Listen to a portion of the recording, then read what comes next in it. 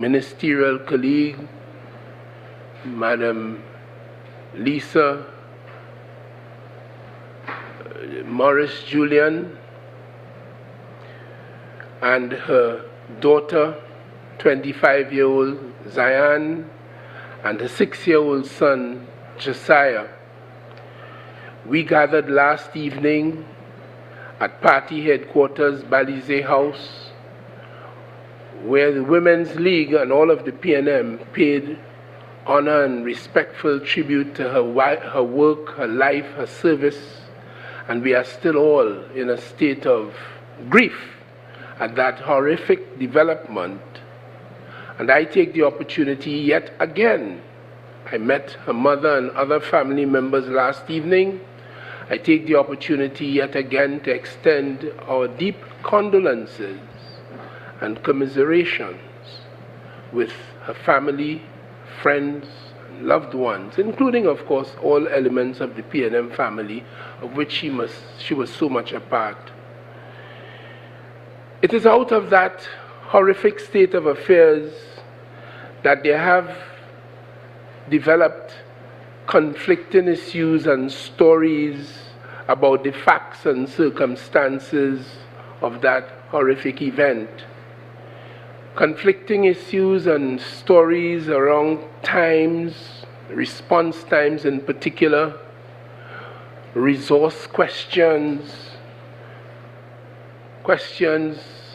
pertaining to the existence of fire stations and what have you, water, vehicles. All of these matters have come into the public domain for discussion arising out of this, raising, of course, public concerns quite justifiably, certainly concerns for the government, and more specifically for the Trinidad and Tobago Fire Service, which under law is the main state agency to respond to circumstances such as that. It is as a result of that public disquiet that on the 18th of December, the Honorable Prime Minister, leading the government of Trinidad and Tobago, and as head of the National Security Council, convened a meeting, and the National Security Council subsequently mandated yours truly as Minister of National Security to engage a team of persons suitably qualified and able to conduct a fact-finding inquiry into the facts and circumstances of that matter, for the benefit of the settlement and the understanding and the clarity that the national community quite properly deserves. I have observed that many in the society have very glibly commented upon those issues. Many have rendered opinions. Many have devised all manners of theories. Some have even castigated, condemned, and criticized others in all of this. I'm sure members of the media, you would have observed that as Minister of National Security, I have ventured no position other than abject sadness on the matter. And the reason why I adopted that stance is because I am all too aware that the facts and circumstances are not yet made known.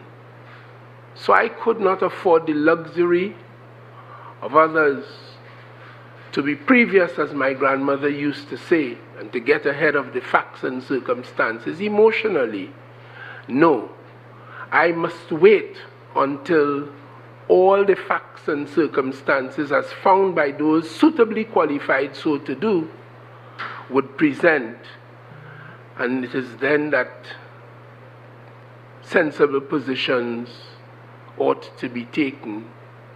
And it is in this regard, and following the mandate of the chairman of the National Security Council. The National Security Council, led by the Prime Minister, it is his mandate and the committee's mandate actually that we put this three-man committee together, or three-person committee together, to have a look at the facts and circumstances of the matter. So today, we formally announce the existence of this committee, and it is to be led, chaired by Mr. Roosevelt Bruce, a former chief fire officer who was enlisted in the fire service on the 1st of January in 1990 and served all up and through the ranks, 1980, sorry, and served all up and through the ranks from firefighter in 1980 when he started, through the ranks of fire sub-officer, fire substation officer, fire station officer, assistant divisional through divisional fire officer, deputy chief fire officer, and then on to the top slot in the capacity as chief fire officer. Mr. Bruce would have had training in International Brigade Command, International Division Command. He would have qualified himself in project management, and he has a certificate in policy development. He would have trained at the Louisiana State University in explosive incident countermeasures. He would have attended the Joint Services Staff College, where he attained qualification in management studies, and of course with the Pan American Health Organization, had himself certified in mass casualty management, and later on here locally in emergency care and management. Mr. Bruce's skills include executive management, bomb technician disposal skill, safety officer, emergency medical technician, and fire safety training. Mr. Bruce will chair this three-man committee as they look at the facts and circumstances of the horrific incident that we have traversed so far this morning. The other member of that team is a Mr. Kurt Cadet, who would have worked for 45 years in the energy sector, with the last 29 years being dedicated to health, safety, security, and environment concerns, which we know as HSSE. He, at the moment, is chairman of the Occupational Safety and Health Authority of Trinidad and Tobago. He would have, from 2020 to the present, functioned as a coach in the area of health and safety, providing consultancy, incident investigation, health and safety training for a number of companies across Trinidad and Tobago, particularly in the energy sector. And of course, between September 2020 and August of 2024, he was the HSE consultant for the demolition of the site that was PowerGen company at, in Woodbrook here in Port of Spain, and of course with a serious background, as I said, in incident management. He is of course board certified in safety, safety among safety professionals. He has training in process safety. He has training as a senior investigator in root cause analysis. And of course, he has training from the Ansul Fire School.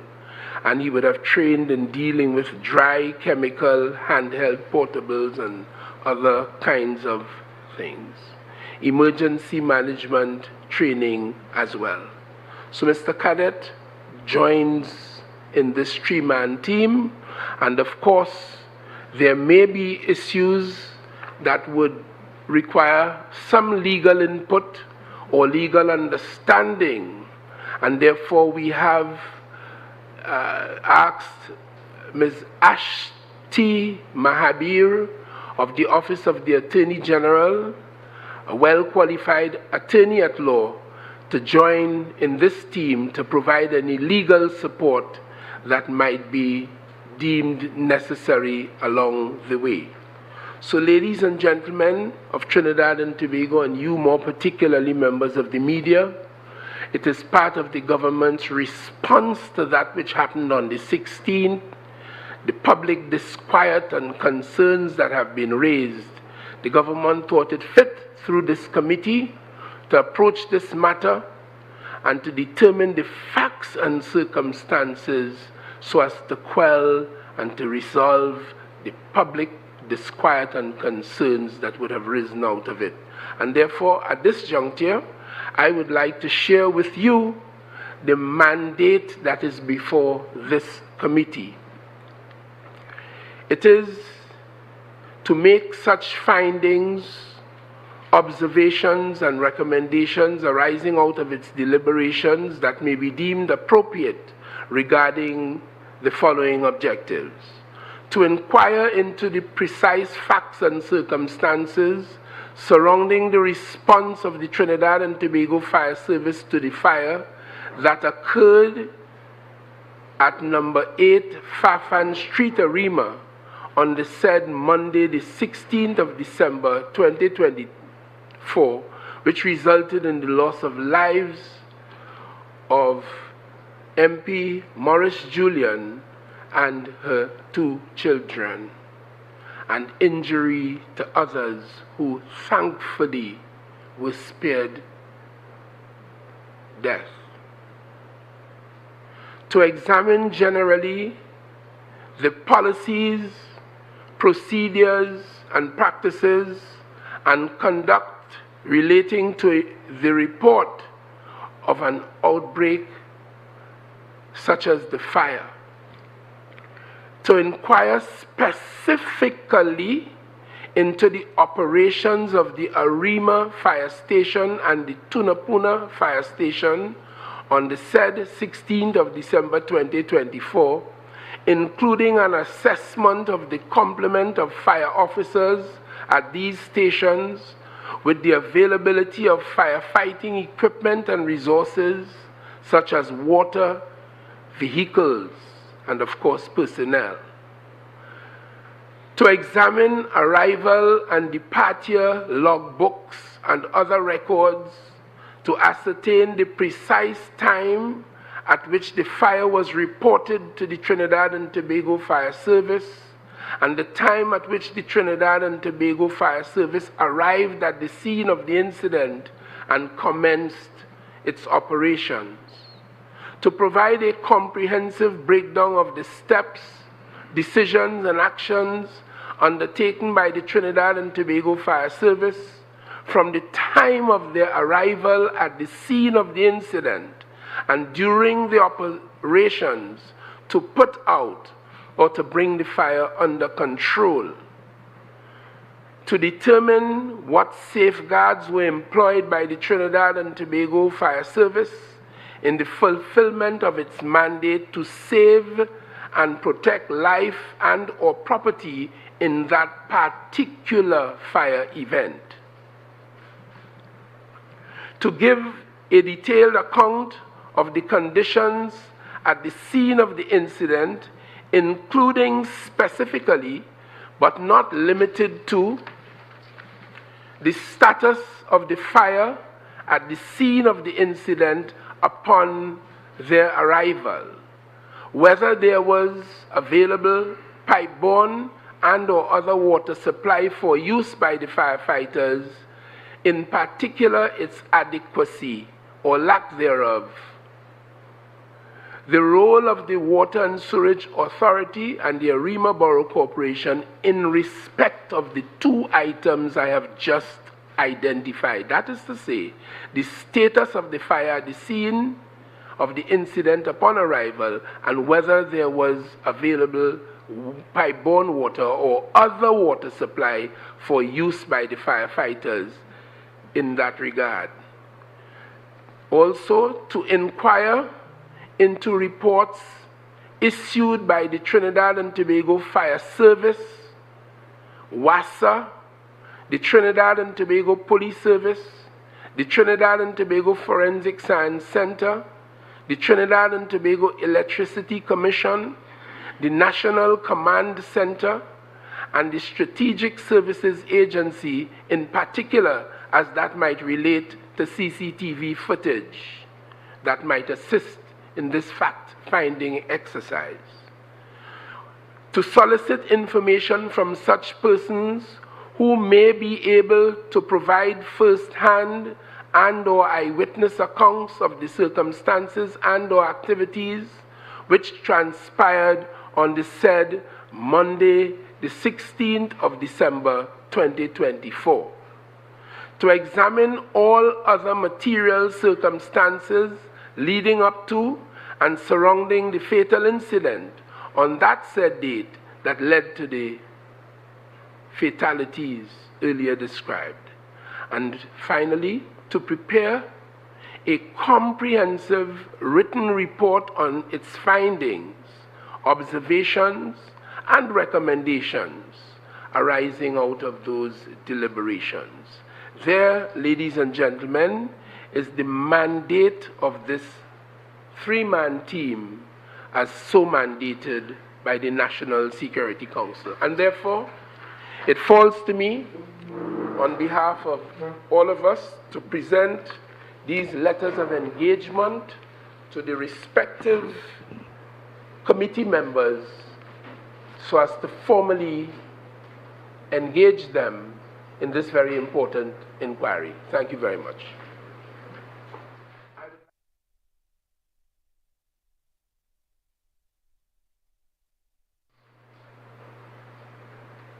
To present this video, instrument of appointment.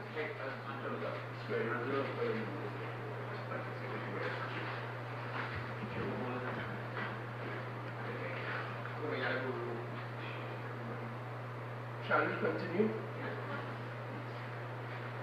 Mr. Third Cadet, this is indeed your instrument of appointment for the very important work that is ahead of us. So thank you very much. Ms. Ashti Mahabir, thank you very much. This is your letter of appointment for the very important work that lies ahead of you. Thank you very much. And I would, of course, like to take this opportunity to thank these citizens of Trinidad and Tobago for affording us their time, their training, their skills, as we, the people of Trinidad and Tobago, seek to find answers to the matter that I have earlier traversed. Ladies and gentlemen of the media, with these matters now behind us, I will make myself available for any questions in relation to this.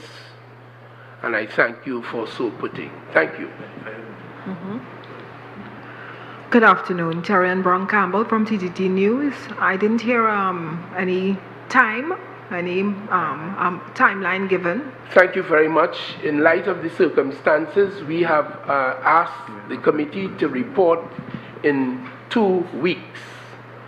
And that was the mandate of the National Security Council. And that has been made known in a previous briefing to the members. Thank you very much.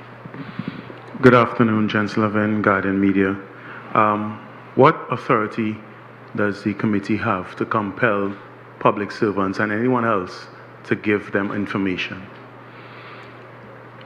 It is merely a fact-finding exercise, and it is public business, and as far as we are aware, there are no legal or constitutional impediments to this. This has been done many times before in Trinidad and Tobago, and we do not anticipate any difficulty.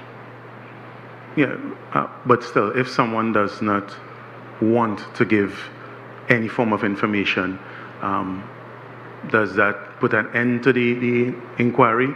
We don't anticipate that, but if that happens, in fact, this has to do with a particular incident at Fafan Street, and the Chief Fire Officer has already properly indicated that he welcomes this and there's no difficulty around it. We don't anticipate any difficulty, but if difficulty arises, like all other difficulties, I assure you they will be met and treated with.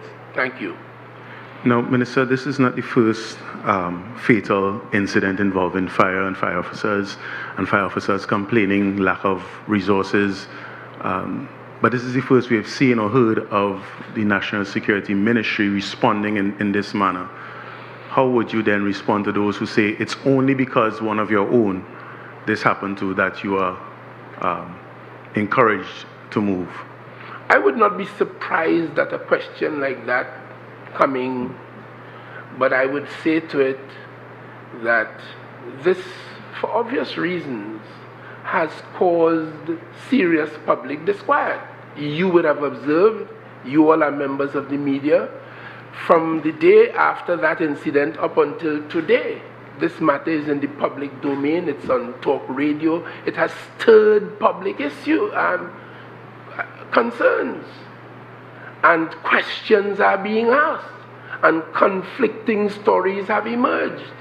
And we believe that the public is entitled to know the facts, particularly since it involves this very public matter and a public person. So I would dismiss the fact that this is purely because it's one member of parliament. But really it is to address public concerns and disquiet and to get accurate answers. So those of us who have to pronounce upon it, who have to deal with it, and others who would like to pronounce upon it, for one reason or the other, would do so from a position of facts rather than emotionalism or just mere conjecture. No, I understand that 2 of the 3 members are retirees. Right? What, if any, compensation has been discussed with regards to this investigation? Is it strictly out of voluntarism, or is there some sort of stipend remuneration attached to it? No, every one of these persons, when contacted, immediately expressed their willingness on the basis of their public spiritedness, their concerns and their love for Trinidad and Tobago, their understanding of the acute importance of this exercise, and their knowledge of the skills and the capacities that I outlined that they bring. They are quite enthusiastic about serving Trinidad and Tobago, and I think they should be applauded. I have a few more questions, but I don't want to hug the mic. Go ahead. Okay. Yeah, Minister, when these tragedies happen, one wants to see if there can be any wider lessons in the community. And one thing I'm looking at actually is the estimates here of development and IDF, infrastructure development, and I'm seeing that the last year there had been a 24 million allocation to the fire service. That included things like construction of fire stations, Aruca, Point, Pinal, Roxborough, Belmont, and then beefing up others. But of the 24 million initial estimate, we're seeing that only 4.6 million was spent, actually, and then this year coming we have 17.5 million allocated, hopefully. So, does this tragedy give impetus to actually getting those numbers, to meeting those numbers, getting those allocations? Of course, the money's not in your pocket. You have to get it allocated. So any thoughts on that, please? All I would say is the business of the operation of any state agency is a work in progress. On an annual basis, as you have just identified, allocations are made, expenditure is experienced, goods and services are acquired, salaries and emoluments and recurrent expenditures are paid. And this is just a work in progress which is expected to continue. For these purposes, though, I would like to confine myself to the matter at hand, the incident that took place on the 16th. I mean, the issues of the specific figures and all of that, we can find time to deal with that at another occasion. But today, I am focused on the fact of a very horrific incident that took place. Public questions around it, media questions, and the appointment of a committee to dig into this, to get the facts and circumstances right for the benefit of all of us. Your question also raised a matter about learning bigger lessons. I recall not too long ago, I think it came to be known as the Grenville Tower disaster, where many persons lost their lives in a fire of a building, a residential block in another country. And I would have observed that that was taken into account and actions would have been taken following that experience to making things better. It's no different in Trinidad and Tobago. Hence the reason why in the mandate that is in front of this committee, we have asked for some recommendations as well on the basis of the facts as they would have identified them in this particular issue. Right. I mean, are there any general fire safety hints and tips that could be offered to the public? Because in the season now, we're going to have people doing a lot of cooking around the gas cylinders. You're going to have the Christmas tree lights, a lot of drapery hanging up. There could be inflammable, a lot of persons jamming up, maybe sleeping overnight. So are there any general, fire safety hints that maybe the fire service they would have the specialism to offer to the public, do you think? Well, that is as old as I can remember. As citizen of Trinidad and Tobago, I would have seen on diverse occasions where fire officers, i.e. the fire service, would have come to different communities, different groups, and speak to those things. I've seen many, many times at Christmas time, in particular, as you have just said, they would have published some of these safety tips. That happens. And as Minister of National Security, I'm aware that that continues. The fire service is always engaged in sensitizing the public, teaching members of the public, and putting us in a place where we become more sensitive to some of the issues that might be harmful to us if we were not as sensitized as they have sought to make us. So yes. Hi, Minister Hinds, Gregory McBurney from Trinidad Newsday. You mentioned just now the public disquiet and the amount of conversation that this incident would have stirred in the public. I know you said you've given the committee a 2-week timeline. What happens after the 2 weeks? How soon after can we expect that the contents of this report will be made public? Well, obviously, as soon as the report comes to hand, we, the National Security Council, the government, will consume the contents of it, and on that basis, we'll decide the way forward in respect of that particular issue. I guess based on what you're saying is based on the sensitivity of the report and what is in it will determine if it is made public or not? I don't know what you mean by sensitivity of the report. I'm expecting a report. But will it be made public, I'm guessing, is the question, and when? Well, I am unable to say. When it comes to hand, I don't expect that it is, anything that is not public. So when it comes to hand, we will deal with it. But we want to get the facts so that we will be able to make whatever decisions we might want to make, whatever the outflow from that, but you can't do that without having the facts. And that is why this is so critical, so necessary.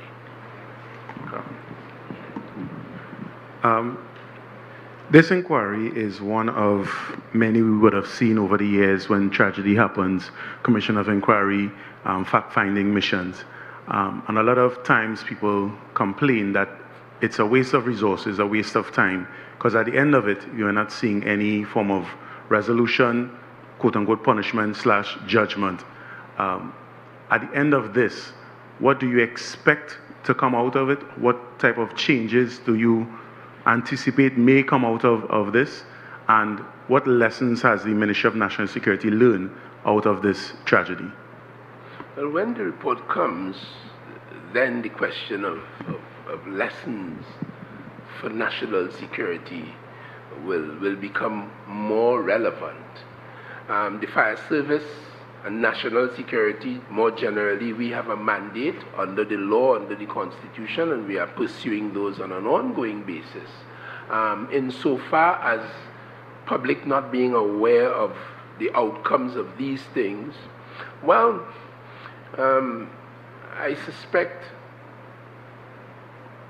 more could be done. Not that they're not aware, they don't feel, there's no confidence in these things because past fact-finding missions have brought little comfort to them in terms of seeing someone being prosecuted or punished or disciplined. I would not be in a position to render such a generalization on matters such as that.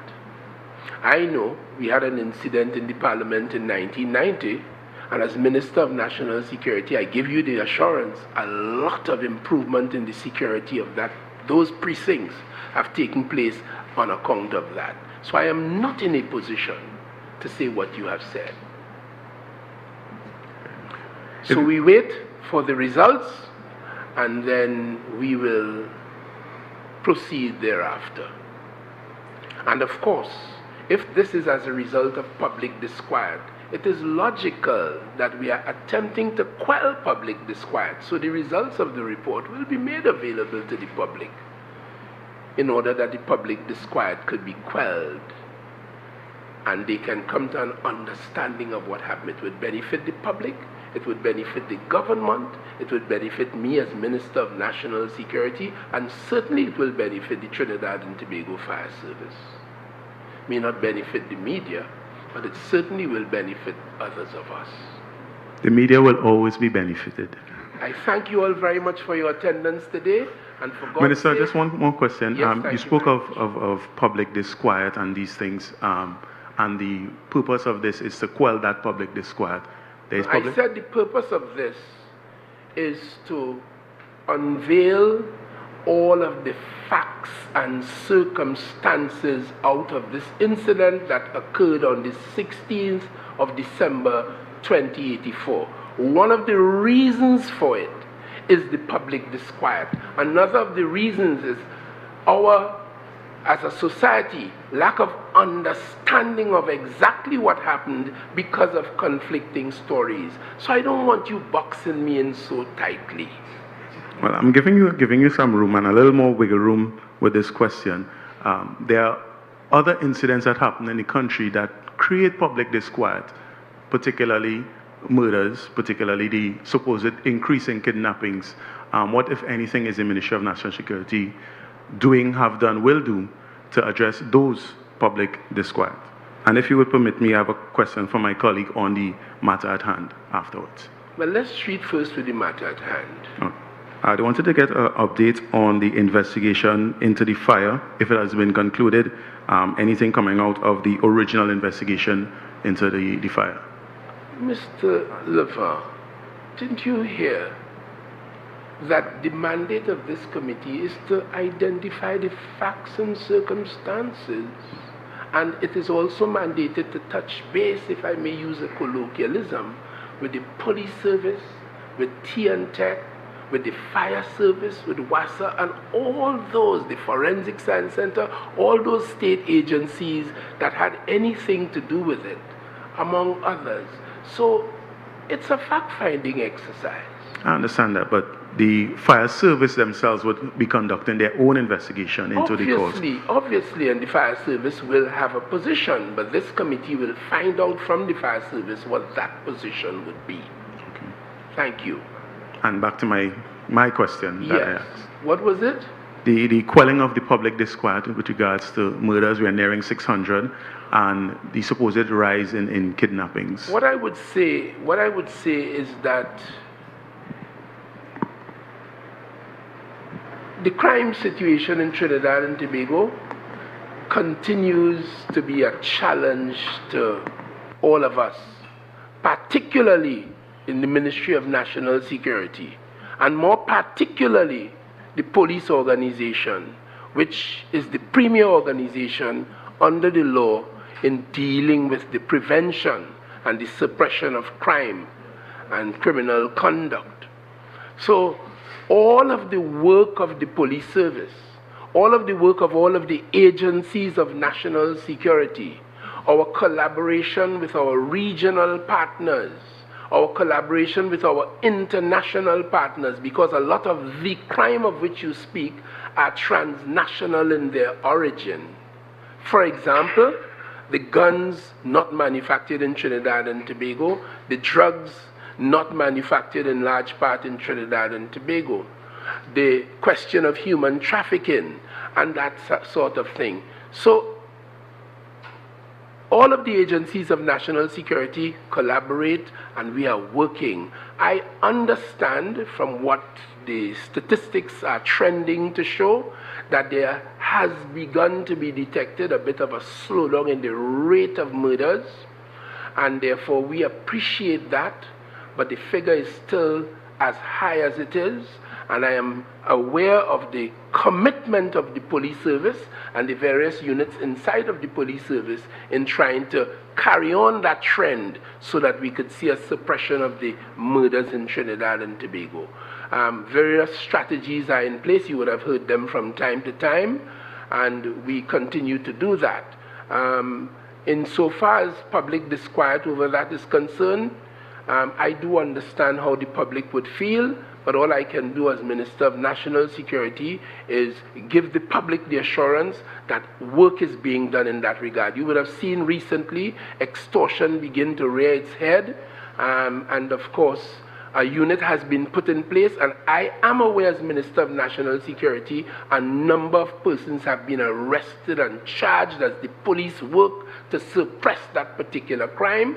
You would have noticed yesterday, I think it was, a 14-year-old boy who was taken from his parents' arms almost at their business place in St. Augustine. He was promptly released by his captors. I am aware, I can't say too much about it, but that the police responded in a certain kind of a way. And as one police officer might have colloquially put it, you know, they put some pressure on the thing, and the situation resolves as beautifully as it did. You would see just a few days before that, I think it was Sunday or Monday, that the police were able to find and rescue a kidnapped victim from somewhere in the Mova, Caledonia area. So these successes from the police are what inspires me, and it inspires me on the understanding that work is being done to repel these crimes, to bring greater peace, safety and security to the people of Trinidad and Tobago. The answer to it is always that, work. And I'm seeing elements of success, and it's encouraging. Thank you all very, very much.